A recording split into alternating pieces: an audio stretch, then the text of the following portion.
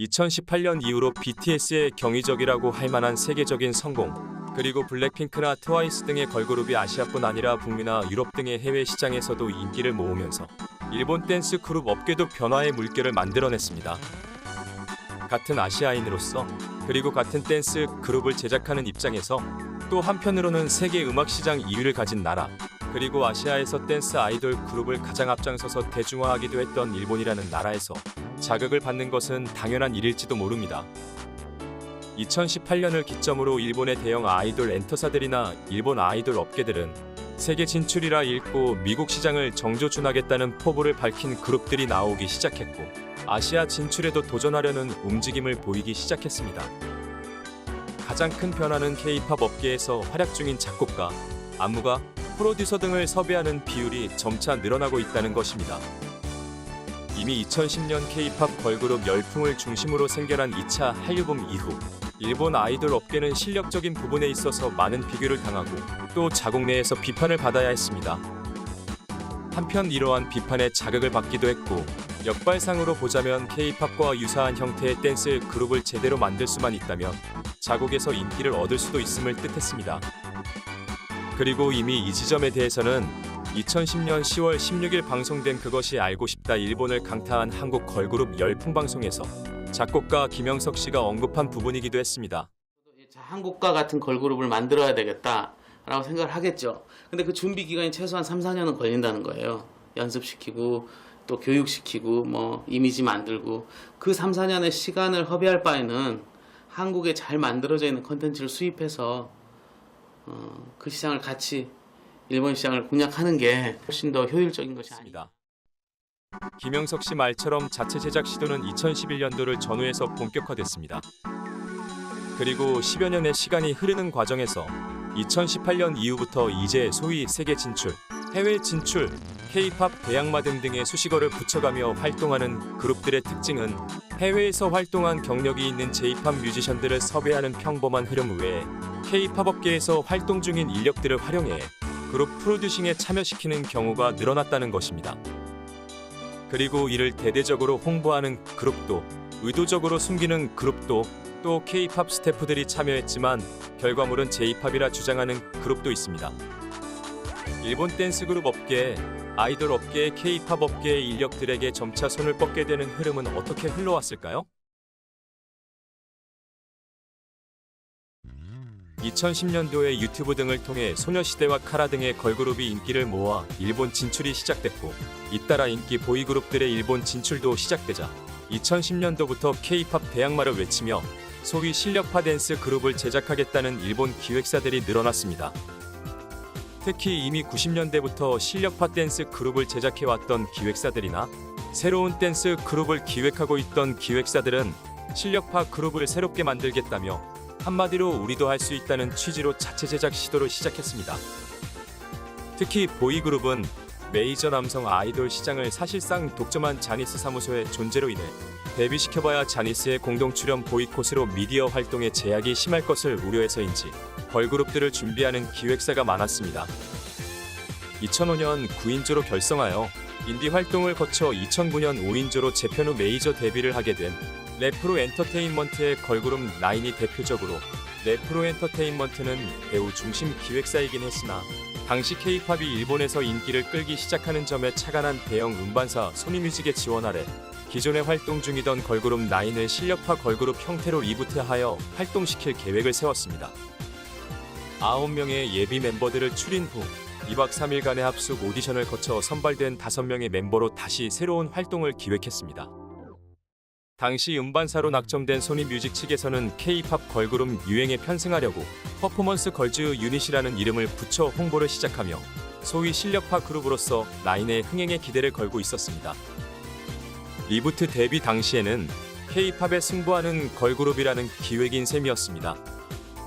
그리고 배우로 활동이 왕성한 카와시마 우미카, 인기 걸그룹 퍼퓸의 멤버 아짱의 친동생 니시와키 사야카 등의 존재로 이목을 끌었습니다. 소속사 역시 인기 예능과 음악 방송에 꾸준히 출연을 시켜주기도 했습니다. 하지만 그룹은 막상 소속사가 강조한 K-팝에 승부하는 그룹으로서의 모습을 활동 내내 제대로 보여주지 못했습니다. 이들은 댄스 스쿨 출신 멤버, 보컬 오디션 출신 멤버가 있어 실력적으로 강점이 있음을 강조했지만 리부트 데뷔를 앞두고 유출된 컨셉 사진이 카라의 미스터 의상 표절 논란이 터지는 등 그룹 프로듀싱에 있어서 K-팝의 의식한 모습만 보여줬습니다. 잠재력이 있는 멤버들을 모았지만 사측이 이 멤버들을 어떤 음악으로 어떤 컨셉으로 프로듀싱을 하려는지에 대한 노하우도 방향성도 명확하지 않다 보니 라인 역시 그룹을 대표하는 곡이나 컨셉이 무엇인가라는 것에 내세울 만한 곡이 없는 그룹이 되어버렸습니다. 실력적인 부분 역시도 노래는 라이브 실력이 점차 안정되기도 하고 춤 역시도 K-팝 아이돌의 칼군무까지는 아니더라도 군무를 맞춰가는 트레이닝이 있었음을 짐작해 했지만 결과적으로 기존 일본 걸그룹들과 비교한다면 준수한 라이브 실력을 갖춘 댄스 그룹 정도로만 인식되게 되었습니다. 쉽게 말해 실력 있는 멤버들을 선발하는 과정이야 그럴듯하게 해냈을지는 몰라도 그 후에 정작 사측은 어떻게 프로듀싱을 해야 할지 모른 채 저 실력파 걸그룹을 만들겠다는 선언만 한 상태로 난항을 겪은 것입니다. 결국 2016년 배우 활동이 왕성하여 팀 내에서 압도적인 인지도와 인기를 누리던 카와시마 우미카가 졸업이라는 형태로 그룹 활동을 그만두었고 이후 인기가 하락하여 2019년 활동 휴지 발표와 함께 멤버들은 개인 활동에 돌입했습니다. 사실상 해체한 셈입니다. 2011년부터 일부 일본 기획사들의 K-팝을 의식한 세계에서 통용되는 등의 수식어를 붙인 소위 실력파 댄스 그룹을 제작하겠다고 나섰을 때만 해도 일본 기획사들은 그동안 댄스 그룹을 배출하며 쌓아온 노하우를 바탕으로 자체 프로듀싱을 시도했었습니다.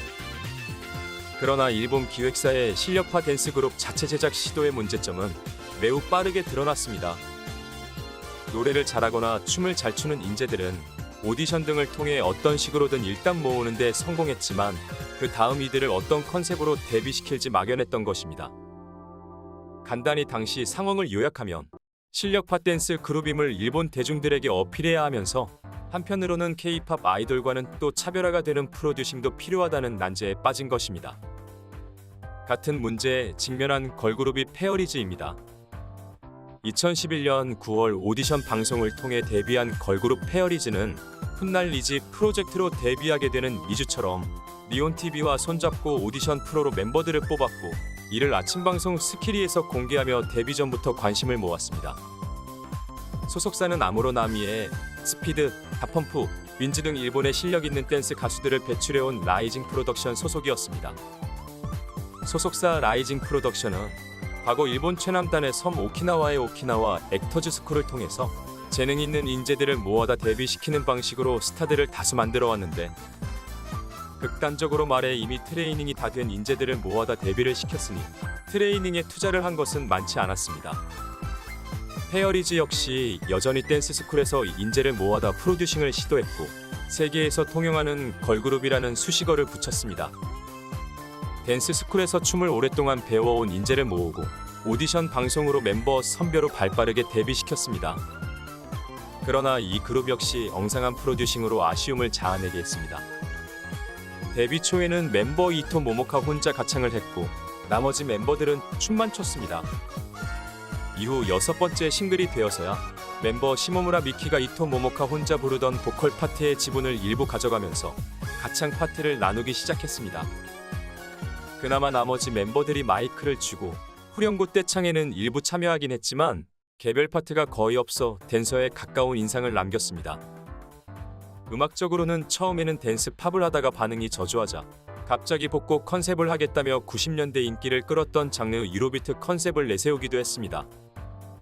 맥락 자체는 84년 데뷔한 소속사 선배 오기노미 요코의 히트곡이자 영국 가수 엔지골드의 인유어벨 리메이크 곡인 댄싱 히어로가 오사카의 토모오카 고교 댄스부의 댄스 비디오에 쓰이면서 다시 인기를 끌게 되자 이 유행에 편승하고자 복고 컨셉을 내세운 것이었습니다.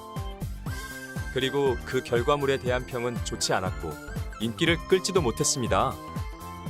애초에 소속사는 나름대로 댄스 스쿨 등에서 재능 있는 인재를 모아놓긴 했지만 멤버 파트 분배, 음악적 방향성 등의 그룹 기획을 과거 윈즈 등의 선배 그룹 프로듀싱 때처럼 엉성하게 해놓은 탓에 정식 데뷔 후 활동을 하면서 이러한 부분들을 그때그때마다 다듬어가는 모습을 보였습니다. 인기 음악 프로나 예능, 시상식에 끊임없이 출연시켰으나 그룹 자체의 컨셉이나 특징이 명확하지 않다 보니 그룹을 대표하는 곡도 나오지 못했고 인기로 이어지지 못했습니다. K-팝 아이돌처럼 숙소 생활을 시킨다고 홍보하기도 했지만 애초에 숙소 생활과 그룹 프로듀싱과의 연관성은 별개의 문제였습니다. 그룹은 멤버들의 이탈이 반복되다가 2020년 6월 해체했고 멤버인 오에 리카코는 2022년 6월부터 AV 배우로 전업했습니다. 그런데 이 두 걸그룹이 데뷔한 시기 K-팝 댄스 그룹들이 일본에서 인기를 누리고 있음을 착안해 K-팝 업계에 손을 내민 그룹이 있었습니다. 일본의 여배우 전문 기획사로 유명한 스위트 파워가 2010년 자사 소속 10대 여배우들로 결성한 걸그룹 범피였습니다. 이 걸그룹은 2011년 8월 10일 네 번째 싱글 키스를 발매하면서 당시 일본에서도 인기를 누리던 카라의 히트곡을 작곡한 작곡팀 스위툰에게 곡을 받고 카라의 안무를 맡았던 안무가 배윤정님이 속한 안무팀 야마에나 칙스에게 안무를 받았습니다. 그리고 한국으로 건너와 안무를 배웠습니다. 그룹 자체는 여배우 기획사에서 만든 프로젝트 그룹에 가까웠지만 오히려 싱글 키스만큼은 무대 완성도를 단기간에 안정적인 형태로 다듬어냈습니다. 실력파 그룹이라며 무리해서 난이도 높은 댄스 퍼포먼스를 강조한 것이 아니라 중독성 있는 후렴구를 지닌 댄스 팝에 어렵지 않은 포인트의 안무를 바탕으로 단기간 집중 트레이닝을 통해 안정적인 무대 구성을 만들어낸 것이 특징이었습니다. 다만 여배우들의 프로젝트성 그룹이었던 만큼 지속적으로 K-팝 업계의 힘을 빌린 프로듀싱을 하지는 않았고 2014년 6월 30일 멤버 전원이 졸업이라는 형태로 그룹 활동을 그만두고 모두 개인 활동으로 돌아갔습니다. 2011년 4월 24일 일본에서 실력파 댄스 그룹을 배출해온 이미지를 가진 대형 기획사 LDH가 걸그룹 이걸스를 데뷔시켰습니다. LDH는 이미 드림, 해피니스, 플라워 등의 걸그룹을 데뷔시켜 활동시키고 있었고 이걸스는 이 걸그룹의 멤버들을 모아 만든 일종의 합동 그룹이었습니다. 그룹의 뜻은 회사의 첫 시작을 함께한 보이그룹 에그자일의 첫 스펠링 이를 따온 에그자일 걸스라는 의미였습니다. 그러나 2011년 데뷔 초부터 자켓 사진이나 컨셉 등에서 끊임없이 K-팝 걸그룹의 영향을 받은 것이 아니냐는 이야기가 나왔습니다. 심지어 일본에서 큰 인기를 얻은 카라의 엉덩이 춤 표절 논란까지 나왔는데 흥미로운 것은 이 안무 표절 논란이 일본 내에서 먼저 논란이 되었다는 것입니다. 애초에 LDH의 댄스 그룹들은 한두 명의 보컬 멤버가 노래를 전담하고 나머지 멤버들은 퍼포머라는 이름의 순수 댄서로 춤만 추었기 때문에 K-팝 댄스 그룹과 프로듀싱 방향성은 분명 달랐지만 실력파 댄스 그룹이라는 포지션을 가져가고 있던 LDH 입장에서는 체계적인 트레이닝을 거쳐 칼군무 등으로 무대에 서며 실력적으로 주목을 받고 있던 K-팝 댄스 그룹과 소비층이 일부 겹칠 수밖에 없었습니다. 2011년부터 2013년 정도까지의 LDH는 K-팝의 영향을 받은 모습을 보이긴 했지만 그렇다고 K-팝 업계의 작곡가나 안무가 등과의 협업은 하지 않고 자체 프로듀싱을 통해 실력파 댄스 그룹 기획사 이미지를 굳혀가려는 시도를 계속했습니다. 2012년에는 일본의 대형 엔터사 아뮤즈가 보이그룹 크로스진을 데뷔시켰습니다. 아뮤즈는 2000년에 한국지사 아뮤즈 코리아를 설립 후 우리나라 영화 쉬리의 일본 배급을 시작으로 우리나라 드라마와 영화를 일본에 배급하는 회사였고 이후 한국지사에서 자체 제작 연예인 발굴을 위해 프로젝트 A라는 프로젝트명으로 K-팝 아이돌 그룹을 기획했습니다. 일본 본사에서 신인 배우로 활동 중이던 테라다 타쿠야를 비롯해 한국인과 중국인 멤버들로 2012년 한국에서 데뷔를 시켰습니다. 아뮤즈의 한국지사의 프로젝트이긴 했어도 본사에서 일본인 멤버를 직접 선발할 정도로 힘을 쏟은 그룹이었고 일본 대형 기획사가 2010년 일본 내 K-팝 열풍 이후 한국의 K-팝 트레이닝 시스템과 플랫폼을 활용해 데뷔시킨 거의 최초의 시도였던 셈입니다. 리얼리티 방송을 데뷔 전에 제작하기도 하고 한국의 음악방송은 빠짐없이 모두 출연하고 주간 아이돌 등의 인기 예능에도 출연하였습니다. 또 멤버 신이 푸른바다의 전설, 빛 등의 공중파 드라마에 비중있게 출연했으며 일본인 멤버 타쿠야는 비정상회담에 고정으로 출연하며 주목을 받기도 했습니다. 애초에 한국 지사의 K-팝 그룹이었다 보니 타이틀곡의 편곡자로 인기 작곡가 신사동호랭이 등이 참여하기도 했습니다. 완벽한 유전자의 조합이라는 의미로 세계관을 짜고 일본 본사의 지원을 받아 꾸준하게 일본에서의 활동도 이뤄졌으나 일본에서는 메이저 남성 아이돌 시장을 독점한 자니스의 사무소의 영향 등으로 음악방송 출연이 많지 못했고 한국에서는 매년 수십 팀씩 쏟아져 나오는 아이돌 그룹들과의 치열한 경쟁을 겪어야 했습니다. 2017년부터 멤버들이 순차적으로 계약 종료 등으로 그룹을 떠나면서 2022년 현재는 사실상 그룹 활동이 종료되었습니다. 2016년에는 중견기획사 제1옥에서 첼루시라는 일본 걸그룹을 데뷔시켰습니다. 제1옥은 2022년 현재 K-팝 보이그룹 에이스, 걸그룹 모모랜드의 일본 활동도 매니지먼트하는 회사이기도 하며 2014년부터 오디션을 통해 5,800명의 지원자 중 6명의 멤버를 선발해 우리나라의 인기 프로듀서 용감한 형제에게 프로듀싱을 일임하는 형태로 그룹 활동을 준비시켰습니다. 그래서 데뷔 전에 한국에서 아예 연습생 기간을 가졌으며 이 과정에서 버티지 못한 멤버 한 명이 탈퇴하여 5인조로 데뷔했습니다.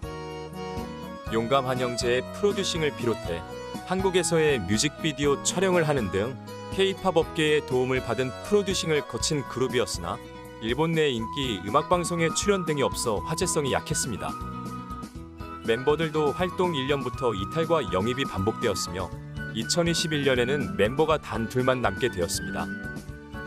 인기 프로듀서 용감한 형제의 프로듀싱을 통해 기존 실력파를 자처한 일본 걸그룹들의 약점을 보완하려는 시도는 좋았지만 대형 기획사의 프로젝트가 아니다 보니 소위 메이저한 활동이 부족했으며 이 과정에서 멤버 이탈이 반복되다 보니 매년 새 멤버와 새롭게 합을 맞춰가며 활동을 이어가는 모습을 보여야 했습니다. 2021년 5월 29일에 새 멤버 아이미의 가입이 발표되었지만 다음 날인 5월 30일에 그룹의 해체가 발표되는 등 활동 종료 때까지도 소속사는 우왕좌왕하는 모습을 보였습니다. 현재 제1옥은 새로운 보이그룹과 걸그룹을 데뷔시키겠다며 상시로 응모가 가능한 오디션 응모 페이지를 홈페이지에 만들어두고는 있지만 구체적인 댄스그룹 데뷔 계획은 미정입니다. 2018년부터는 대형 기획사나 메이저 댄스 그룹들이 점차 K-팝 업계의 스태프들에게 도움의 손길을 뻗치게 되었습니다. 아예 전체 프로듀싱을 맡기는 것은 아니지만 K-팝 업계의 안무가나 작곡가 등을 섭외하여 부분 프로듀싱을 맡기거나 한일 합작 오디션 방송을 통해서 아예 프로듀싱까지 K-팝 업계의 전문가들에게 맡기는 시기였습니다. 먼저 메이저 남성 아이돌 시장을 사실상 독점한 대형 기획사 자니스의 8인조 그룹 헤이세이점프가 2018년 뱅거 나이트라는 곡을 발표하면서 BTS의 안무가 손성득 씨를 직접 초빙해 안무를 배워 화제가 되었습니다. 멤버 야마다 료스케가 한류 팬으로 유명해서 KBS 월드 채널을 통해 뮤직뱅크 등의 음악 프로를 보면서 자극을 받고 있음을 언급해오기도 했고 2012년 다인원 그룹의 강점을 살리기 위해 멤버들이 칼군무를 목표로 삼자고 결의한 회의가 있었다고 밝혔으며 이후 꾸준하게 합을 맞춘 군무를 선보이며 이목을 끌게 되었습니다. 이 과정에서 2018년 아예 BTS의 손성득 안무가를 초빙한 것이었고 2일 정도의 짧은 시간이었지만 집중적으로 안무를 맞추고 이를 원테이크 뮤직비디오 영상으로 공개하여 화제가 됐었습니다. 하지만 어디까지나 이들 역시 앞서 언급한 걸그룹 범피와 마찬가지로 특정 곡을 통해서 K-팝 스태프들과 무대를 만들어간 일회성 시도였습니다. 같은 해 일본 메이저 걸그룹 시장에서의 큰손인 방송 작가 겸 작사가 아이돌 프로듀서 아키모토 야스시의 대표작인 48 그룹이 우리나라 엠넷과 손을 잡고 한일 합작 오디션 프로그램 프로듀스 48에 참여하는 것이 밝혀져 화제가 됐습니다. AKB48을 비롯해 일본 전국에 있는 지방 버전 48 그룹의 멤버들 중 참가자를 추려서 한국의 기획사 연습생과 공동으로 한국에서 합숙 트레이닝을 받고 경연을 해서 12인조 걸그룹 아이즈원이 탄생했습니다.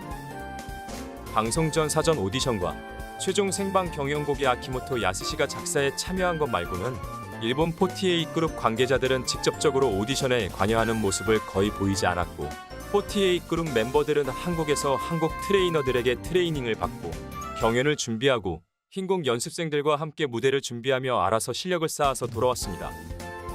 사실 2018년 6월 15일부터 엠넷에서 첫 방송된 프로듀스 48의 첫 방송 보름 전 AKB48은 52번째 싱글 티처를 발표했고 이 곡의 안무를 우리나라의 걸그룹 여자친구의 안무를 담당했던 박준희 안무가에게 맡긴 바 있었습니다.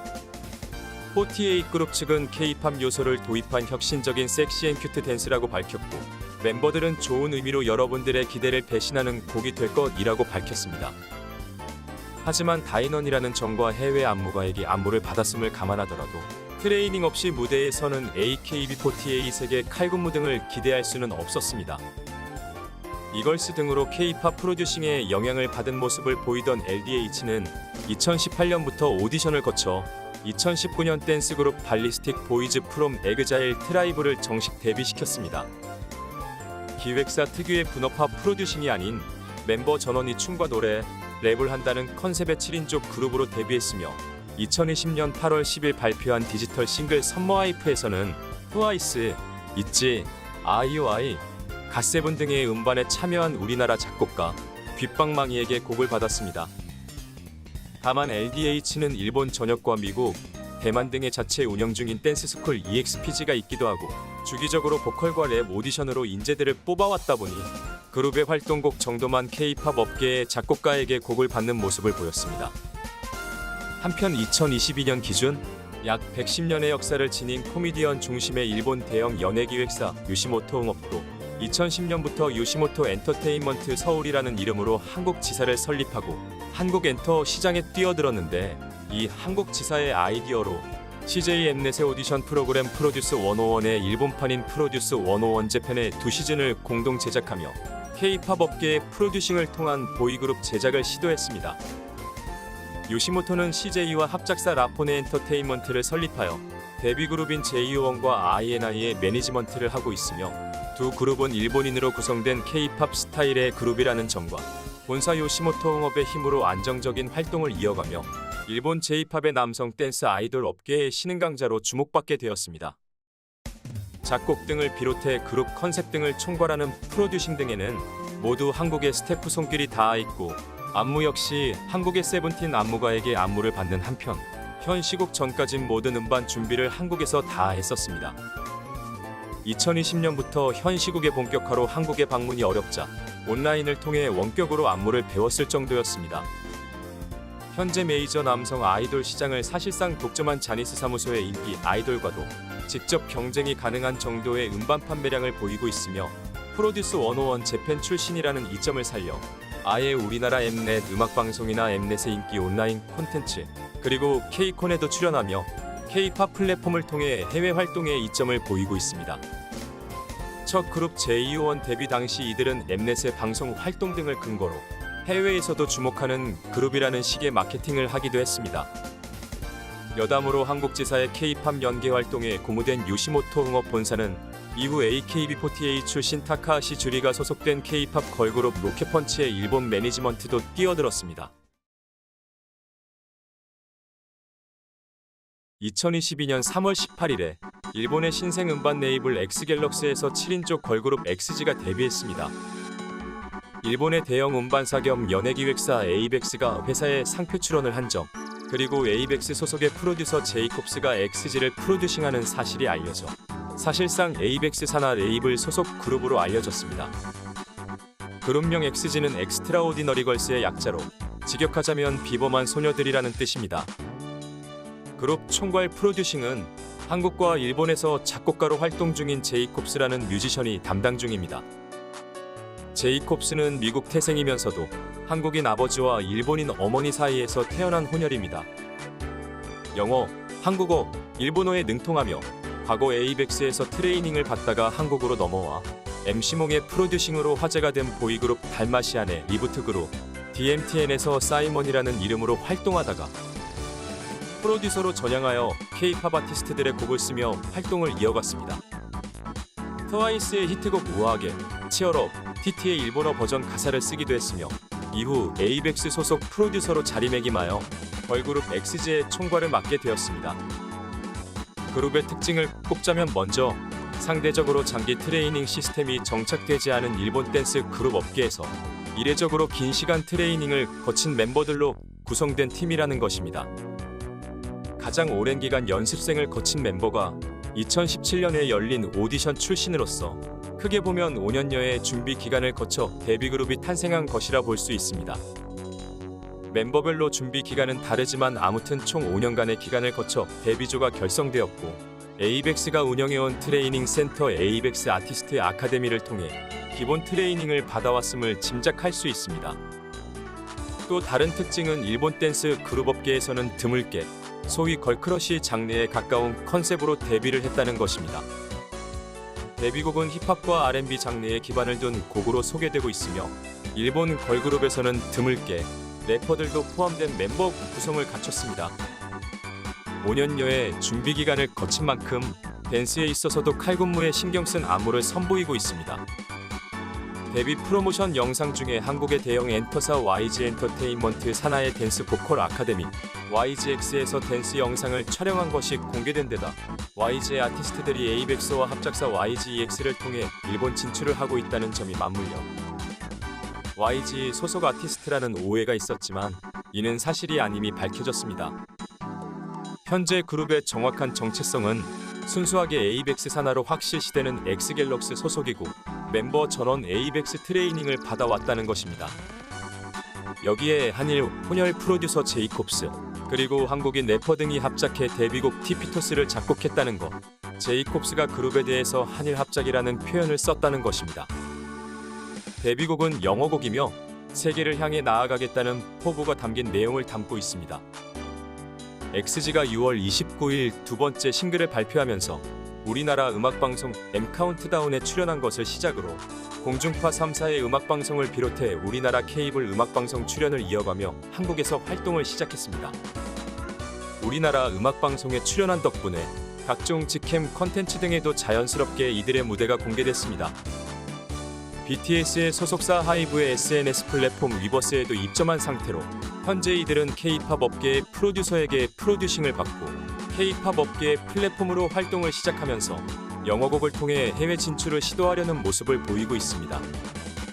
다만 엑스지는 현재 모기업이라 할 수 있는 회사 에이벡스의 회장 마츠오라 마사토의 발언 때문에 우리나라뿐 아니라 일본 내에서도 논란이 되고 있습니다. 일본 현지에서는 마츠오라 마사토가 타 소속사 유명 여성 연예인들의 외모를 제멋대로 품평한 것이 논란이 되었으며 법적으로 문제가 되지는 않는지 분석하는 기사까지 올라오는 상태입니다. 한편 우리나라에서는 걸그룹 엑스지에 대한 이야기를 한 것이 화두가 되고 있습니다. 여러 논란 속에 마츠오라가 원본 영상을 삭제한 상태라서 한 네티즌이 마츠오라가 유튜브에 엑스지에 대해 남긴 발언을 기록한 내용을 번역하면 다음과 같습니다. 한국 프로듀서와의 프로젝트라서 한국 레이블과의 그런 건 아니야. 전부 일본인이에요. K-팝 스타일 같지는 않아요. 미국 스타일 같죠. 이건 셀겁니다. 모두 일본인입니다. 한국 프로듀서와 함께 했지만 한국 프로듀서를 썼을 뿐이고요. 모든 권리를 에이벡스가 가지고 있어요. 뭔가 처음에 YG랑 같이 하는 거 아니냐고 했는데 전혀 관계없어요. 5년 동안 만들고 있었어요. 지금 듣고 계신 것은 엑스지의 데뷔곡 티피토스입니다. 유튜브 댓글도 거의 외국인입니다. 케플러의 멤버인 히카루 합류나요? 라고 하는데 말해도 좋을지 모르겠지만 엑스지에는 합류하지 않는 거 아니야? 또 다른 그룹 멤버로 되는 거 아니야? 앞으로 저희는 이런 게 계속 나올 거예요. 해외 진출 대전제예요. 역시 해외를 노리고 왜 이렇게나 한국에게 지고 있지 않으면 안 되냐고. 일본인도 할 수 있다고. 한국도 처음에 보아라던가 일본에 와서 일본 흉내를 냈으니까 이쪽이 진다면 한국 프로듀서와 짜서 해보자고 철저히 했어요. 어쨌든 대박이야. 내가 대박이라고 할 만큼 상당히 대박이야. 저번에도 말했지만 미국 아이가 22살 아이가 너무 대박이라고 하더라고. 뭐가 대박이냐고 하냐면 영어 완벽, 영어 랩도 완벽하게 할 수 있고 춤도 엄청나서 그런 일본인은 있을 리가 없대. 근데 있는 거야. 여기에. 그래서 5년이나 걸렸어. 내 최측근인 부하가 열심히 했어. 칭찬 좀 해줘. 난 말이야. 지켜보고 있었을 뿐이야. 장소와 환경 제공만 했을 뿐. 엑스지는 K-팝 업계의 전문가들에게 곡과 안무를 받고 활동도 K-팝 플랫폼에서 하면서 해외 시장 진출을 노리는 팀이고 노골적으로 영어곡으로만 활동하며 그 시장 진출 타겟을 서구권으로 정해놓은 상태입니다. 그러나 K-팝 업계의 스태프들과 함께 만들긴 했지만 모든 권리는 에이벡스가 갖고 있다는 말을 마츠오라 회장이 하면서 마치 K-팝 플랫폼을 통해 해외 시장에 진출할 거지만 성공을 거둘 경우 모든 성공은 K-팝 플랫폼을 통한 것이 아니라 에이벡스의 힘으로 이뤄낸 것으로 마무리하겠다는 식의 해석이 가능한 발언을 한 셈입니다. 일본 내에서도 이 발언은 네티즌들 사이에서 꽤 논란이 되었습니다. 그러나 달리 해석을 하자면 분명 2000년대 초반까지만 해도 세계 음악 시장 2위라는 시장 규모와 선진국이라는 이미지 등으로 J-팝 업계에서 우리나라 가수가 활약을 하려면 철저한 현지화 전략은 물론이고 프로듀싱의 주도권을 일본 기획사가 갖는 형태로 활동을 해야 했습니다. 이는 현지화 전략으로 일본 시장을 밑바닥에서부터 일구어온 국내 대형 엔터사 관계자들의 회고를 들어보면 잘 알 수 있습니다. 엑스지를 데뷔시킨 에이벡스만 하더라도 본래 1988년 4월 11일 마츠오라 마사토가 중심이 되어 창업한 해외 음반 도매 유통사였습니다. 클럽 음악 수입을 하는 회사에서 일본 최고의 인기 댄스 가수들을 데뷔시키거나 음반 유통을 하면서 한때 일본 최대 음반 유통사로 큰 성공을 거두었습니다. 90년대 J-팝 업계의 거물 프로듀서로 이름 날린 코무로 테치야와 협업을 했고 그가 프로듀싱에 참여한 에이벡스 최초의 자체 제작 아티스트이자 클럽 문화를 전파하는 성격을 지녔던 혼성 댄스 그룹 TRF의 성공. 그리고 에이벡스 소속은 아니었으나 코무로가 프로듀싱에 참여한 댄스 여가수 아무로 나미에 등의 가수들이 에이벡스로 음반을 발매하면서 에이벡스는 큰 성공을 거뒀습니다. 해외의 인기 팝 장르를 발빠르게 벤치마킹하는 데에만 주력했다는 평가도 듣게 되지만 90년대 에이벡스는 일본의 클럽 음악, 댄스 음악 시장을 주도하던 대형 기획사가 되었습니다. 우리나라 인기 댄스 그룹 REF가 레이브 이펙트라는 의미의 추격어라고 소개하면서도 훗날 TRF의 영향을 받아 비슷한 느낌의 그룹명으로 만들려는 시도를 했음을 고백한 것은 꽤 유명한 이야기입니다. 90년대만 해도 한국 댄스 음악 업계보다는 일본 댄스 음악 업계가 유로비트, 테크노 장르 등의 음악을 발빠르게 서구권에서 수용하면서 우리나라보다 장르적으로 앞서 나간다는 분위기를 내던 시기가 있었고 그 중심에는 에이벡스가 있었습니다. 이렇다 보니 현지화 전략으로 90년대 후반부터 2000년대 중반까지 일본 시장에 진출을 시도한 가수들은 일본 음반사나 기획사의 주도 아래 움직여야 했습니다. 일본말로 우에까라메센이라는 표현이 있습니다. 직역하면 위에서의 시선, 위에서 내려다보는 시선이라는 말입니다. 프로 해석하면 고자세로 상대방을 깔보는 태도를 의미합니다. 에이벡스만 하더라도 2000년도에 보아를 시작으로 동방신기, 천상지휘 등의 K-팝 아티스트를 프로듀싱하면서 우에까라메센까지는 아니어도 본인들이 K-팝 아티스트들을 지적하고 평가하는 입장에 있었습니다. 보아와 같은 경우 2000년대 초반 일본의 한 무대에서 음이탈 실수를 내자 에이벡스 관계자가 대놓고 단독 콘서트 하는데 10년은 걸리겠다 몇 쓴소리를 했던 일화가 대표적입니다. 그러나 현재 에이벡스는 경영 위기로 회사 사업까지 매각하며 급전 마련 후 2021년부터 급진적인 해외 진출을 천명한 상태입니다. 2000년대의 에이벡스는 혼성 댄스 그룹 트리플 A 정도를 제외하면 꾸준하게 인기를 얻는 자체 제작 스타를 배출하지도 못했고 오히려 동방신기나 빅뱅 등의 K-팝 아티스트의 매니지먼트를 맡은 것이 큰 성공으로 이어진 상태였습니다. 메이저 남성 아이돌 시장을 사실상 독점한 자니스 사무소의 보이그룹 스노우맨도 소소한 논란이 있었습니다. 2020년 데뷔한 스노우맨은 세 번째 싱글 그랜저를 발표하며 한국의 세븐틴 안무가에게 안무를 받아 활동했는데 이를 의도적으로 숨기고 있다는 의혹이 나왔습니다.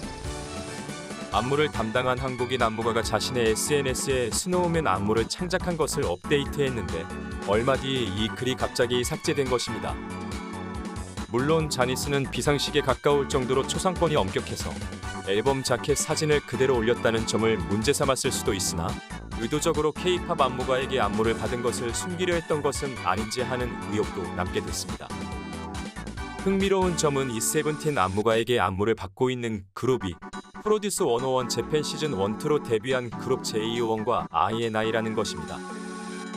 BTS의 경이로운 세계적인 성공 이후 2018년부터 해외 진출을 본격화하려던 J-팝 댄스 그룹과 댄스 아이돌 업계는 2020년 현 시국이 발발하며 해외 진출 프로젝트를 잠시 중단했다가 현 시국이 점차 가라앉고 있는 현 시점에서 해외 시장 진출에 다시 박차를 가하려는 움직임을 보입니다.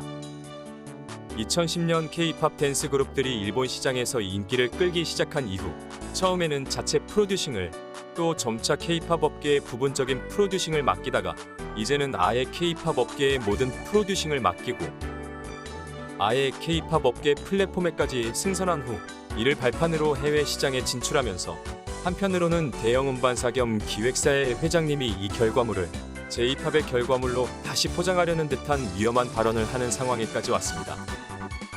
현 시국이 점차 해소되면 다시 양국 간의 물리적인 이동이 자유로워지고 이를 바탕으로 K-팝 업계와의 교류도 보다 부담이 덜해지는 상황에 직면할 것으로 보이는 현 시점에서 J-팝 댄스 그룹, 댄스 아이돌 업계는 어떤 선택을 통해 해외 시장 진출을 준비하게 될까요?